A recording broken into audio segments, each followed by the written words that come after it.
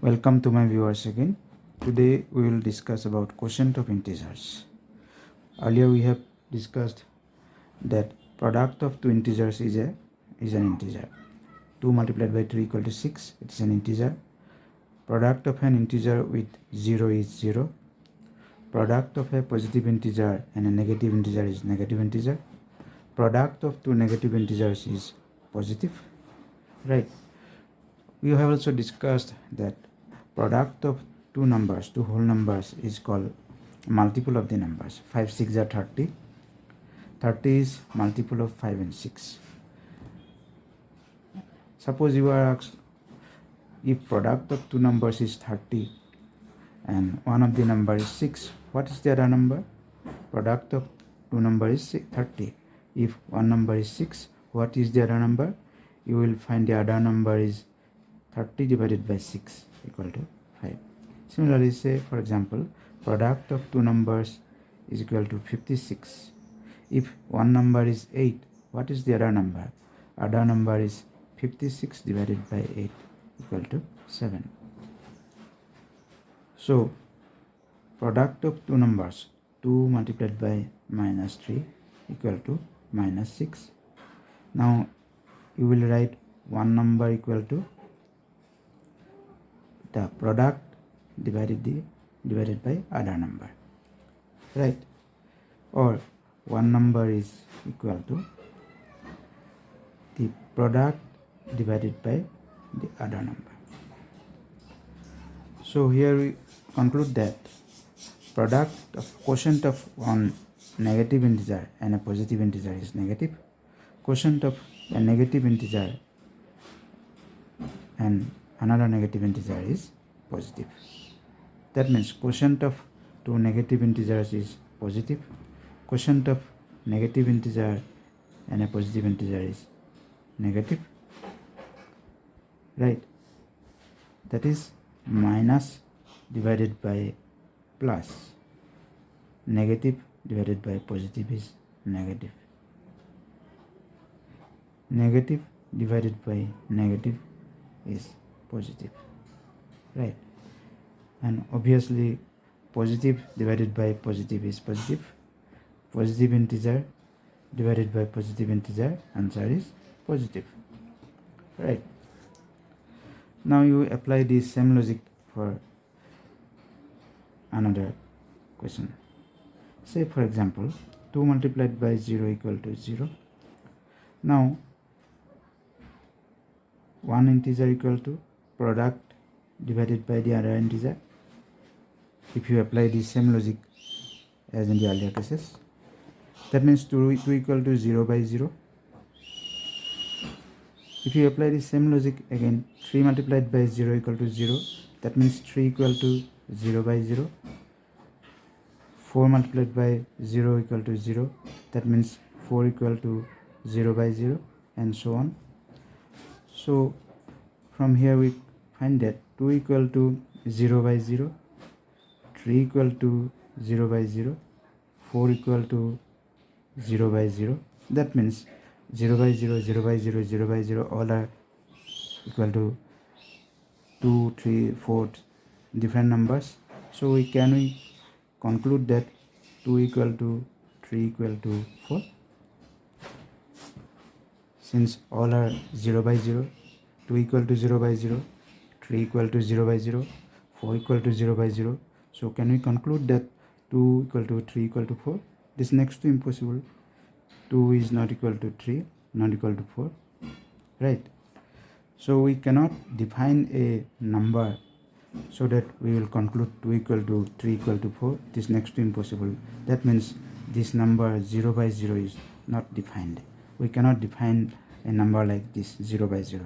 If we conclude that this number is defined, there is a number called 0 by 0, then we will have to conclude that 2 equal to 3 equal to 4. But it is next to impossible. 2 is not equal to 3, not equal to 4. That means this number is not defined. 0 by 0 is not defined,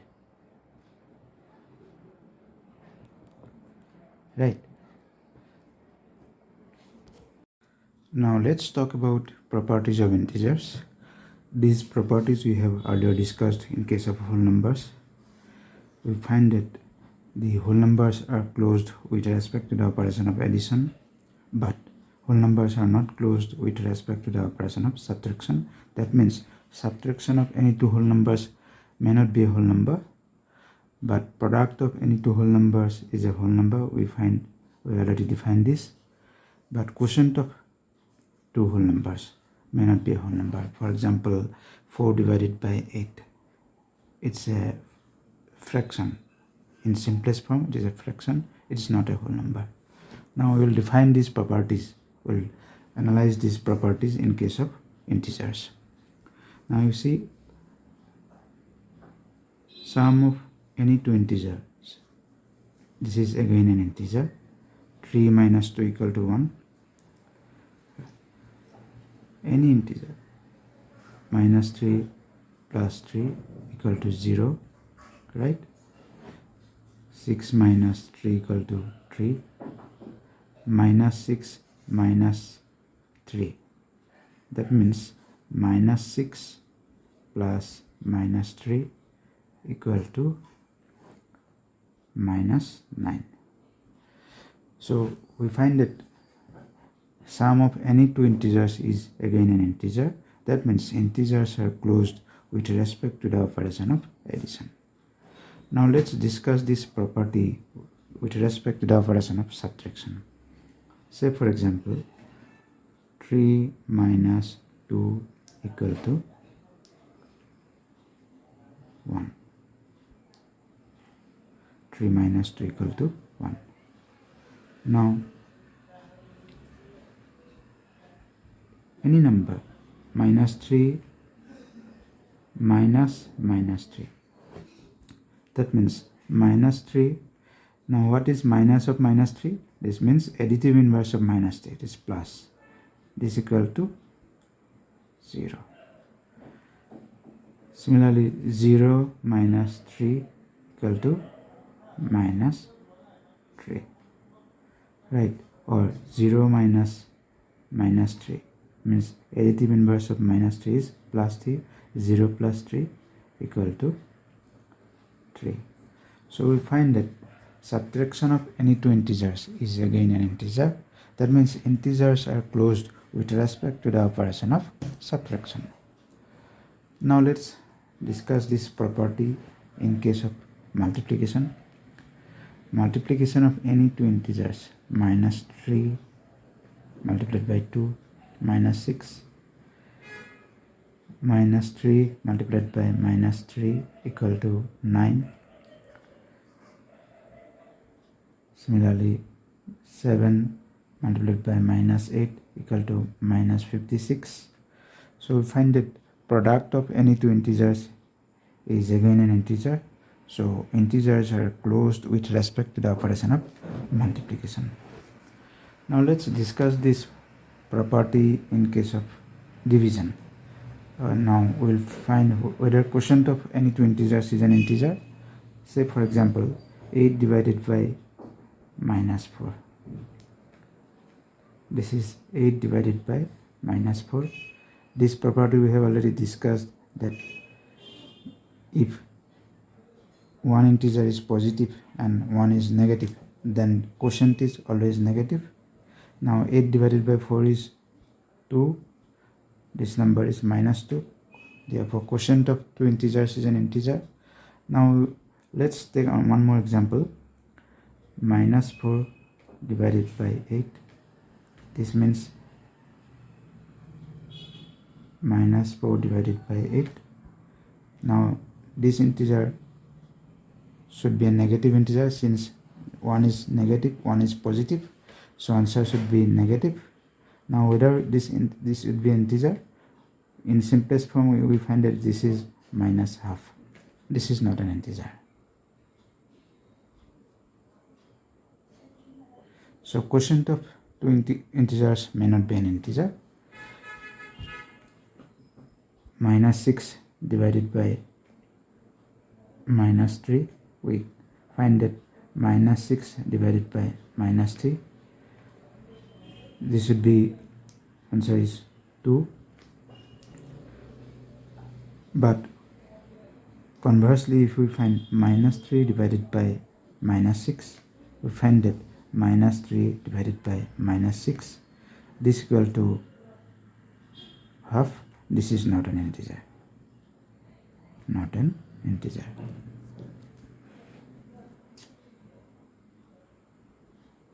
So what we find that quotient of any two integers may not be an integer. So integers are not closed with respect to the operation of division. Now we will discuss the commutative property. This property we have discussed in case of whole numbers. If a and b are whole numbers, then a plus b equal to b plus a. That means we simply change the order. Now we will analyze this property in case of integers. Suppose minus 2 and 3, they are integers. We find that minus 2 plus 3 or 3 plus minus 2. The answer is same. Minus 2 plus 3 means find their difference. 3 minus 2 equal to 1. Now since larger integer is positive, so it is positive 1. Again 3 plus minus 2. 3 plus minus 2. We find their difference. 3 minus 2 equal to 1. Larger integer is positive, answer is 1. So integers follow the commutative property with respect to the operation of addition. Now let's discuss whether this property is applicable in case of subtraction. Minus 2 minus 3. What is this? Minus 5. Right. We are subtracting 3 from minus 2. Now you subtract minus 2 from 3. 3 minus minus 2. What is this? Additive inverse of minus 2 is plus 2. 3 plus 2 equal to 5. Now they are different. We find that if you change the order, the result is not the same.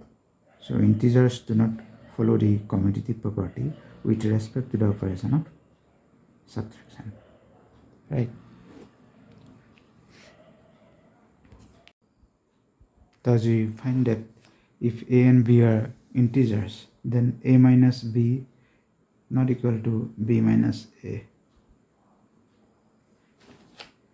Take one more example. Say 5 and minus 4. These two are integers.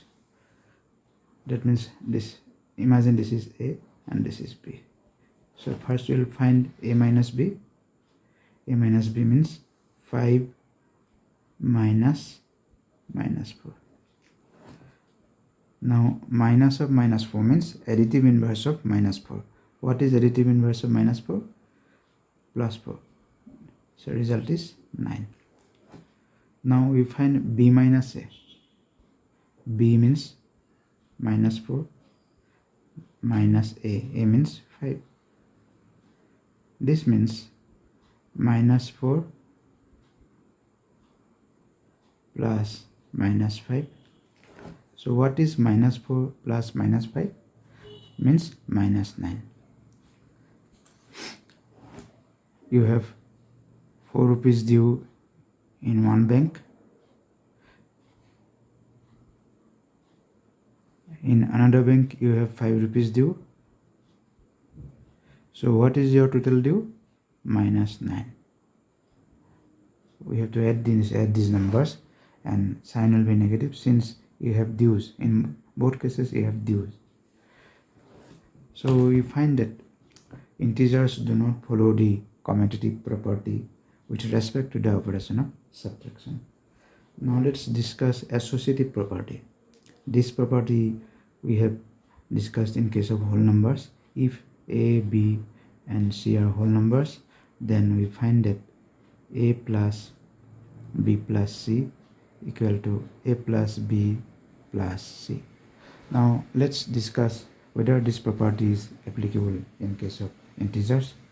Again we take one example, minus 2, 3, minus 4 suppose.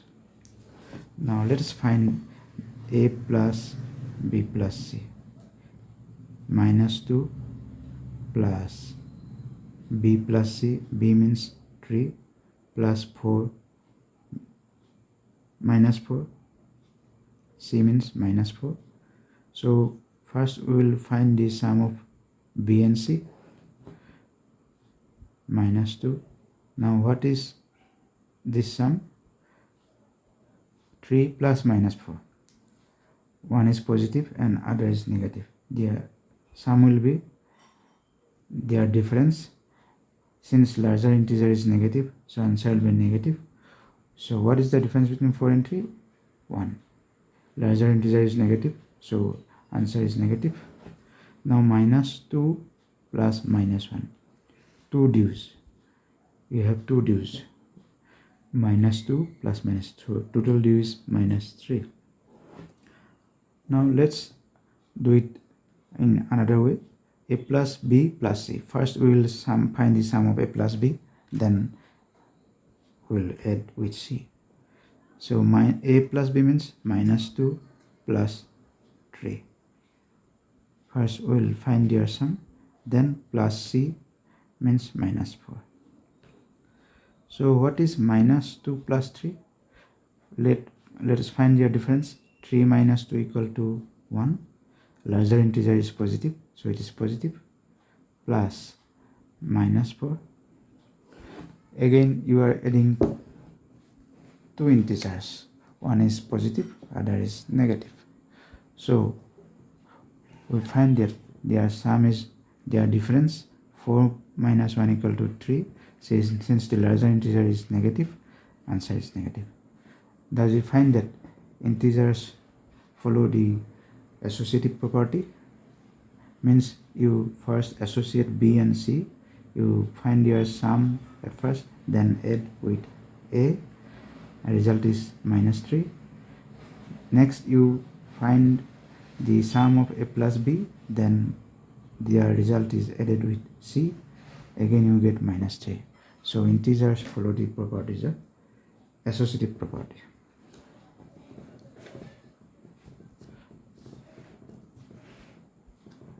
Now let's discuss distributive property. This property was a into b plus c equal to a into b plus a into c.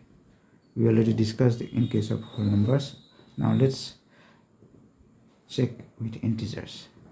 So same group of integers we will consider: minus 2, 3 and minus 4. Minus 2 multiplied by b plus c. b means 3, c means minus 4.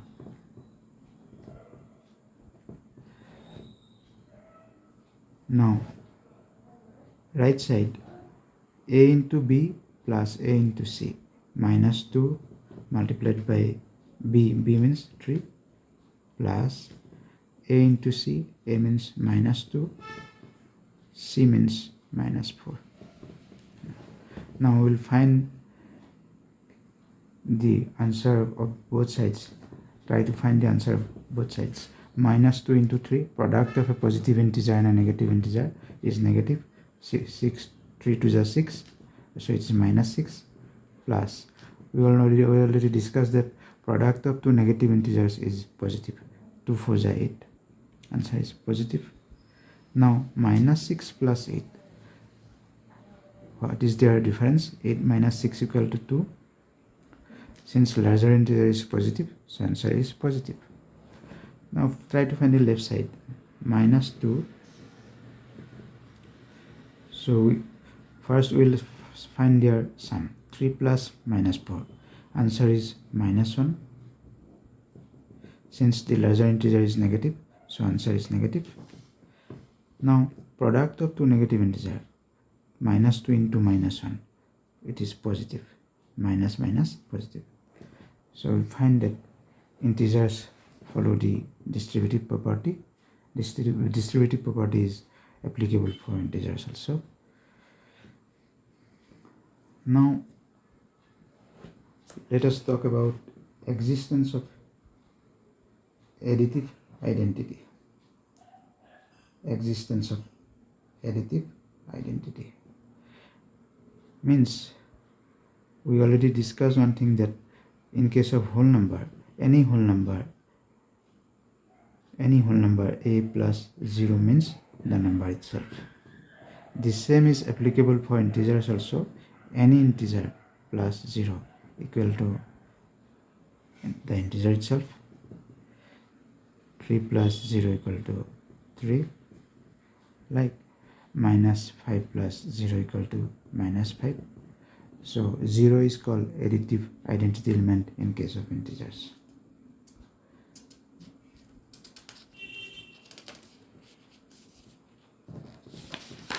Now, existence of additive inverse.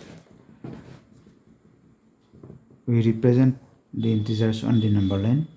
0 on the right side we find positive integers 2, 3, 4, etc. Left side we find negative integers minus 2, minus 3, minus 4, etc. Now we find that if there is an integer 1, then there exists another integer on the left side, that is minus 1, so that 1 plus minus 1 equal to 0. Means if there is any integer a, then we will find another integer minus a, so that their sum is 0.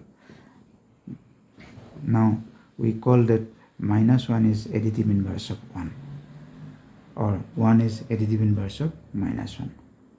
So for any integer 5, you will get another integer minus 5, so that their sum is 0. For this integer, there is additive inverse on the left side. This is minus 4. Additive inverse of 4 is minus 4. Similarly, additive inverse of 3 is minus 3. Or additive inverse of minus 2 is 2. Minus 1 is 1, etc.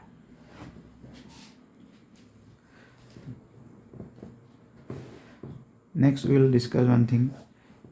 Product of an integer, any integer, a multiplied by 0 equal to 0. Product of any integer multiplied by 0 equal to 0.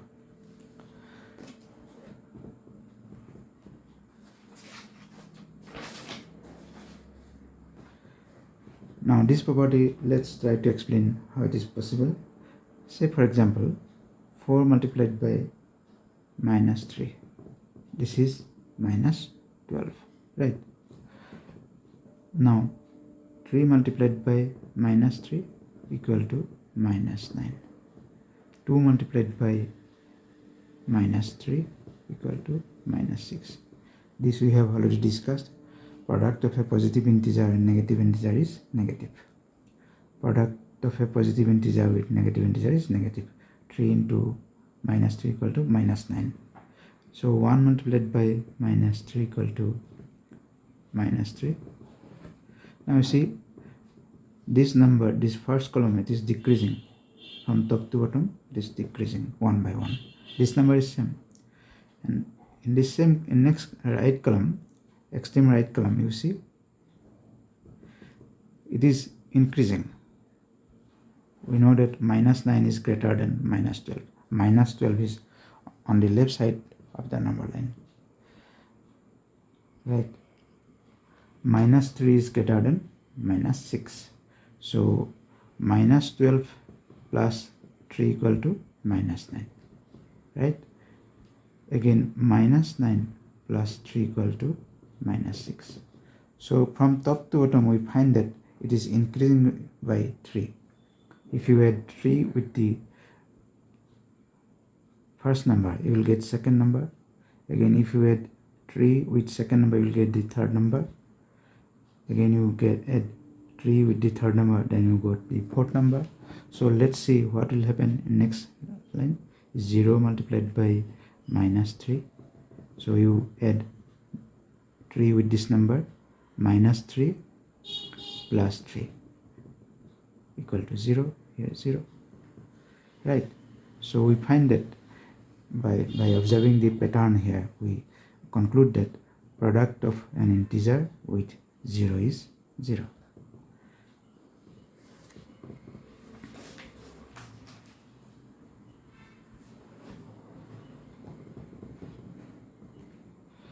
Next we discuss multiplicative identity. This property we discussed with in case of whole numbers. Any whole number multiplied by 1 is the number itself. Similarly, any integer, say for example -2 multiplied by 1 equal to -2, 5 multiplied by 1 equal to 5, -7 multiplied by 1 equal to -7. That means 1 is called multiplicative identity. If you multiply 1 with any integer, the answer is the integer itself. The identity of the integer will never change. So 1 is called multiplicative identity element. So these are the properties of integers. We'll discuss some more problems on integer in next class. Bye bye.